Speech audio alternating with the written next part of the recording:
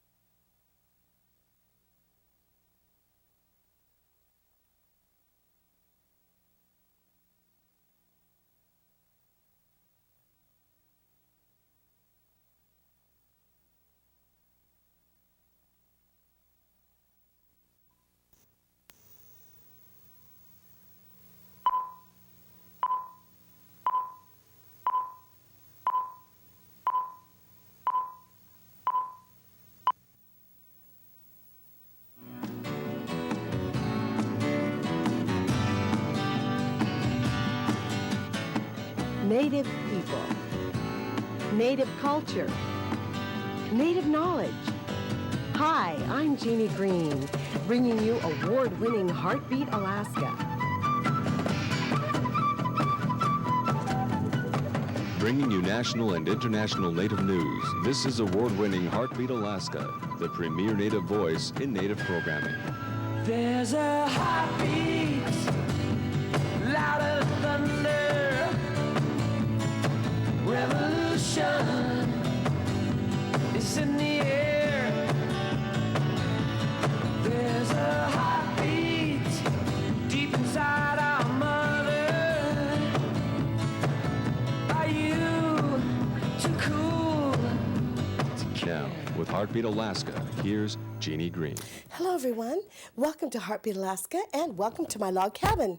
Someone called me the other day and said, Jeannie, is that a TV set or is that really a log cabin? It really is a log cabin, the home of Heartbeat Alaska Studios. And I invite you into my home.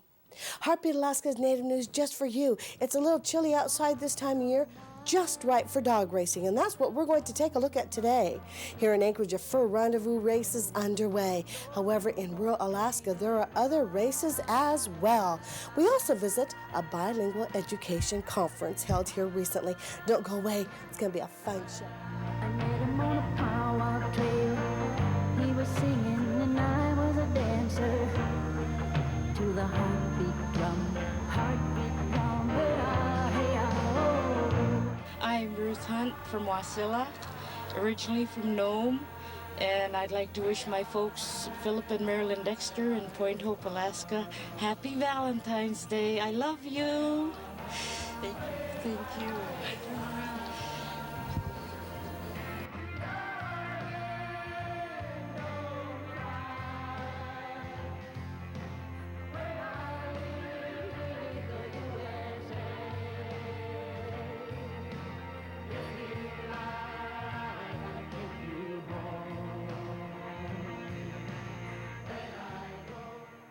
We travel now to Shishmaref, Alaska, where a tradition among the Inupiaq natives there has turned into an industry.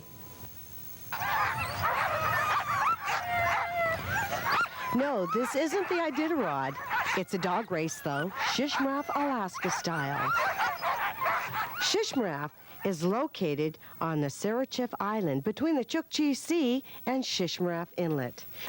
Shishmaref is home to around 550 people, mostly Inupiats, a northern people who once lived and clothed themselves strictly from the land and sea.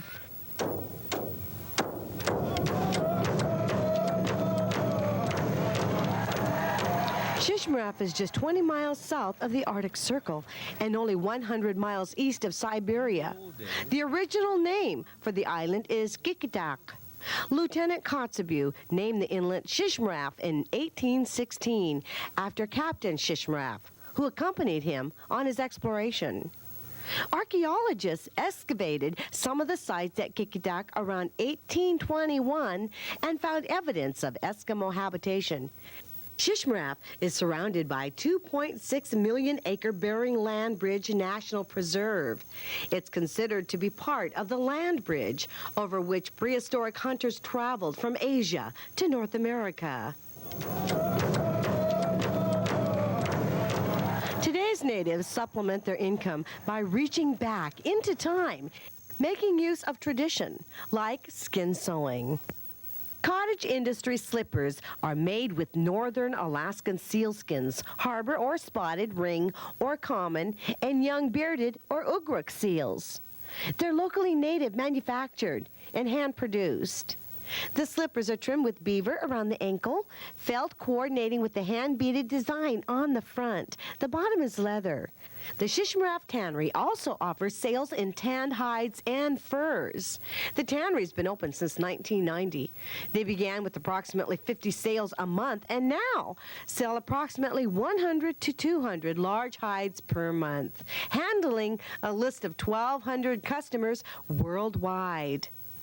Shishmaref, Alaska, a village in the north filled with enterprising people, a village with the reputation of providing quality native artwork and native furs. Sewing class first learned to make little hacky sacks like this because of the kind of stitches that they'll need to make beaver hats, booties, mittens, slippers, and that's all in this hacky sack, the same stitches used. Students in Shishmaref learned to sew, skin sewing and beading in school. The skin sewing could be a source of income later in life. That and another tradition, ivory carving. So that's basically what our students learn how to carve. After they learn how the basic shape works, they can create styles of their own. Again, perhaps the students will one day be as accomplished as instructor John Sinuk. John Sinuk was raised in Shishmaref, Alaska. He too started carving in high school. His work, as well as many other artists, is highly regarded around the world. Another piece I did out of whalebone is the strummer. Again, the face is already inlaid in. The eyes are etched in. And the drum and stick are made out of whalebone and reindeer antler. It's been said the art of a person reveals their heart and soul. If that's true, the beauty of this village's work is inspired from its people, a nurturing source of warmth on the icy shores of the north.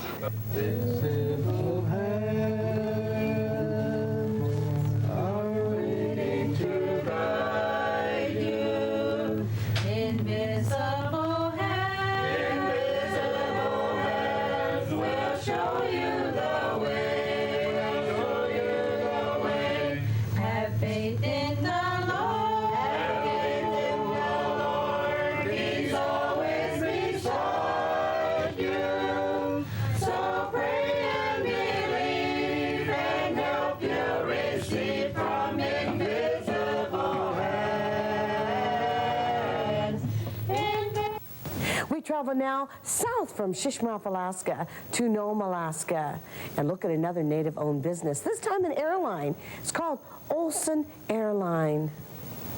Gold rushes and dog races. Let's face it, Nome, Alaska is one famous city. Most people around here are familiar with the history of the area. Perhaps the most interesting history are the people themselves, like the owners of Olson Air. Well, my dad started the airlines back in the early 50s, and his grandfather came over from Norway, Finland area with the reindeer herders, and came over to help the Eskimos show them how to care for their reindeer herds. And that's how the Olson came about. And he married a native lady, and they had children, and my dad happens to be one of the grandchildren, and he was raised by his grandparents. And he became an aviator? He became an aviator. He also is one of the pictures we have in our lobby is the first airplane that ever landed in Golovin, and he's about seven or eight in that picture, and he's standing by the first picture that landed in Golovin, which was brought in by his uncle, Pete Olson. And that's kind of his first introduction to aviation. And then he went off into the Navy for a little while, and then when he got out of the Navy, he had a friend of his that helped him go through Spartan, and that's where he got his schooling for aviation. And when he came back from Spartan, he worked up on the slope as a mechanic up there, and then when he moved back down to Nome and Golovin, he flew for Munns, and he had a Pacer, and that's how he started. He would rent his Pacer to Munns Airlines and fly for him in the early 50s, and then in the 1960s, actually in 1960, him and his wife Maggie, by then they had 4 children. Today, Maggie owns 51% of the stock and is the matriarch of the company.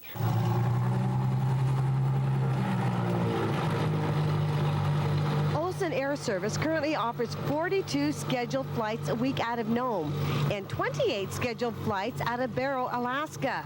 They fly to Golovin, Unalakleet, Kawerak, Shaktoolik, Elam, White Mountain Council, Teller, Brevig Mission, Wales, Little Diomede, Shishmaref, Gamble, Wainwright, Atkasuk, and Point Lay, Alaska. There are 7 pilots, 8 including the manager, J.R. Beans. Olson Air has 2 402 twin-engine planes, 3 207 single-engine planes, and a helicopter. So if you'll be flying north, don't forget, a native tradition, Olson Air.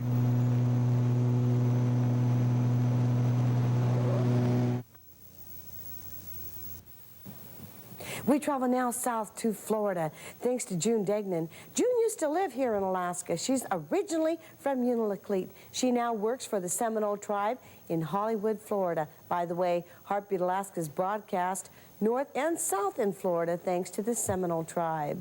Let's take another look at the Seminole tribe, thanks to June Degnan. Birds sing, frogs sing, somebody sings. And as time went along, I think it just got stuck into my soul somewhere, where an expression of words or whatever it was that you can portray or give to somebody just through words in a short period of time, tell a whole story in a couple minutes, was the idea. And when I saw that, and as time went along, in high school or in Vietnam, I believe it was in Vietnam when it first materialized, songs that I've written. And I sang them to my own troops. I was leader over there and squad leaders and all, but when we returned, we would ventilate through songs. And then after I returned from Vietnam, I wrote some more songs, but nothing with any type of meaning. And then after I was in my late 30s and early 40s, the type of music that I wanted was folk ballads, something that had really more meaning to me, something that I could portray and give out to my own children or older people through a song that they've heard the legend all these years, but now it's in verbatim through music. And every one of my people, one way, shape, or form, love to sing. Even if they can't carry a tune worse than a bullfrog, yet they still like to hum. With that, I'd written some songs, and many of it just depicts my feeling, but better than that, it depicts many people's feelings in my own race, the Seminole people. And I put it into a couple minutes of worth and just take general thoughts. And that's, I guess that's the way it has materialized for me today.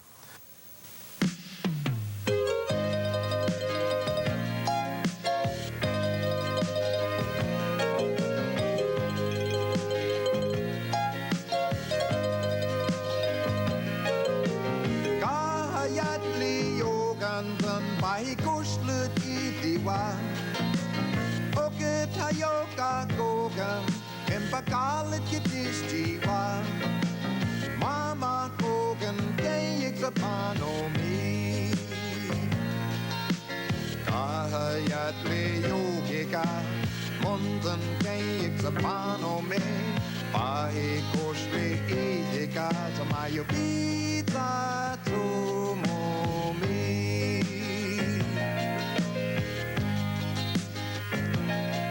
I close my eyes, I see. Well, I was raised out in the country where the sawgrass flower grows. I did a lot of fishing and I did a lot of hunting, you know. I wrestled alligators and I never once got lost in the swamp. And when I go to town, I dance the hell out of the Florida stomp. Well, I'm a hard-riding, truck-driving, surviving Seminole man. When I play hard. When I work, I do the best that I can. And when my country called, you know I went to Nam for my Uncle Sam. I'm just a hard-riding, truck-driving, surviving Seminole man.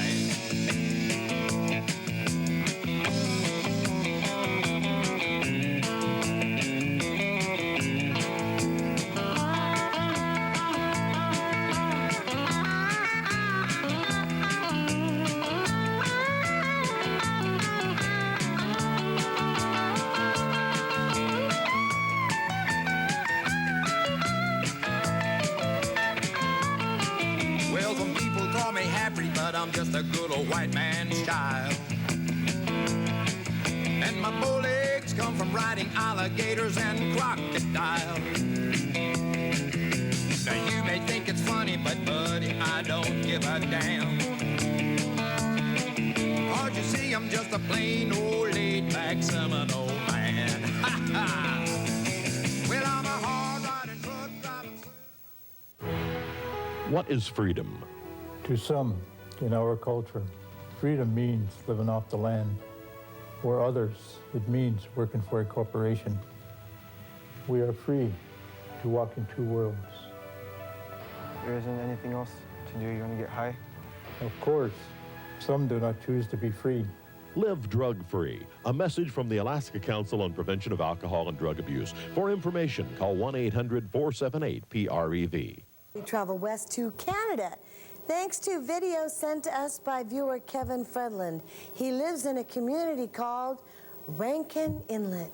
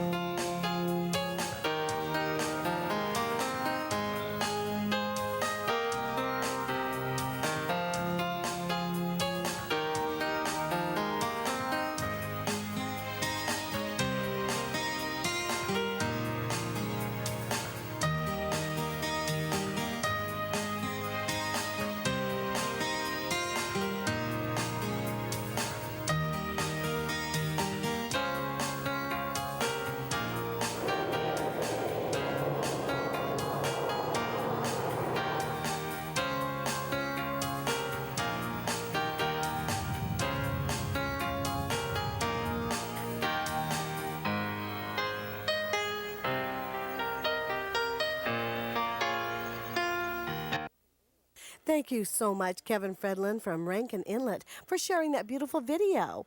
We're always interested in Canada. We travel now to northwestern Alaska thanks to Kawerak Native Corporation and visit with the people there who still live a subsistence lifestyle.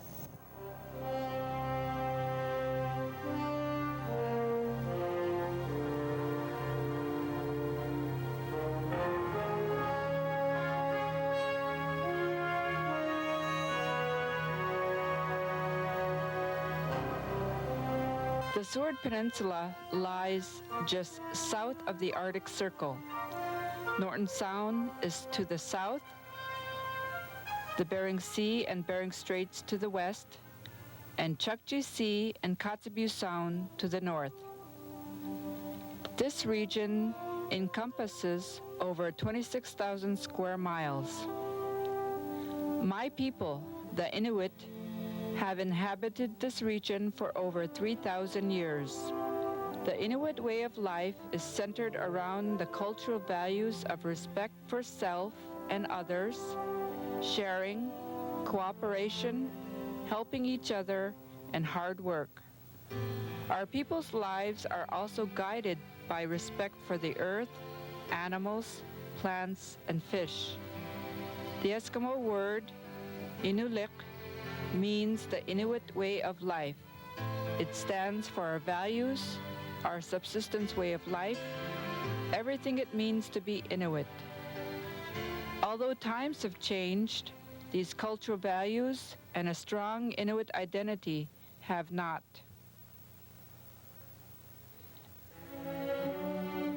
There are three culturally distinct Eskimo groups in this region: the Inupiat, Central Yupik, and Siberian Yupik. All of the villages of this region are along the coast. It demonstrates our heavy dependence upon the ocean's resources for subsistence. What others may see as a vast, empty expanse of tundra, we see a world rich in resources.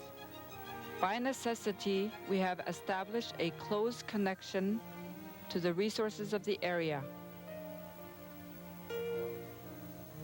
We have lived off the land for thousands of years. We have managed our natural resources using only what we need to survive. We have taken care of the land, and the land has taken care of us. Fish and game populations continue to feed the region's people.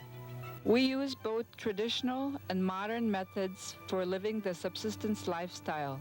We preserve the strength of our traditional culture while adopting what is useful from the Western world. Times have changed. These changes are affecting our people and our cultures in both positive and negative ways. New people have arrived, competing directly and indirectly for the resources of the area. Our traditional way of conserving the natural resources is no longer adequate. We live in a shrinking world where harvest activities, development, and politics thousands of miles away impact the resources we rely on. I always hear these politicians, they don't like to talk about subsistence. It's because they don't know anything about it, really. They don't live it. That's true. You have to live it to understand what it really means and what it really is. State and federal laws, together with native traditional knowledge, can help to reduce the impacts to the resource and to subsistence. We have tried to adapt to the various rules and regulations, but the rules and regulations also need to reflect the reality of subsistence and ensure that people's needs are met.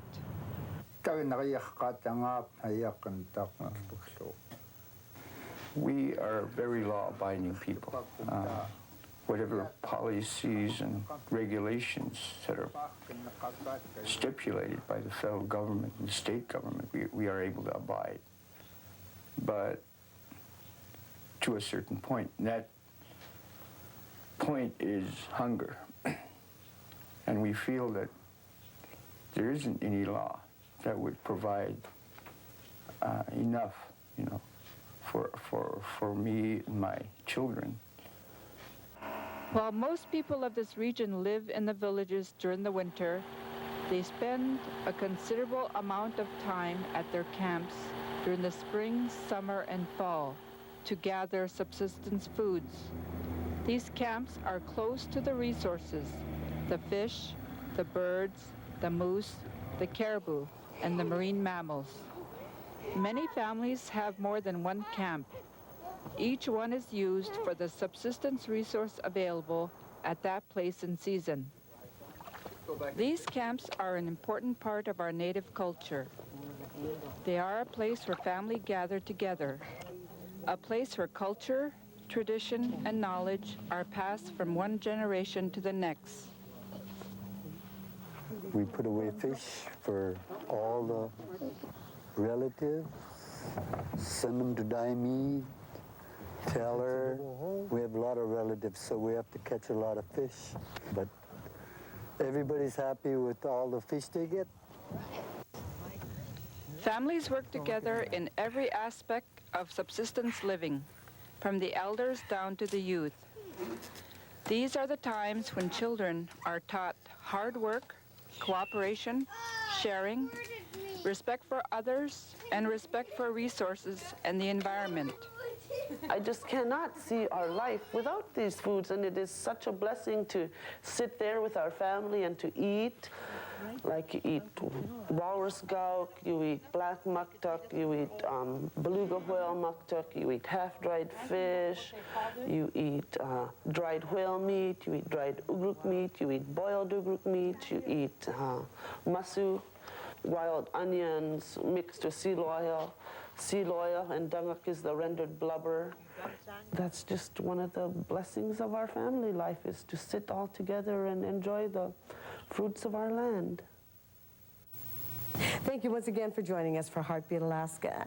Native news, Native information, Native entertainment.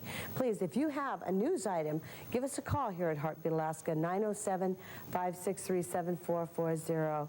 If there's an issue that you would like to put on Heartbeat Alaska, please give us a call. And thank you so much, Shishmaref Tannery, for these beautiful slippers, and they're just my size. For all of us here at Heartbeat Alaska, God bless you. Have a fabulous week, and we'll see you again for more Native news next week.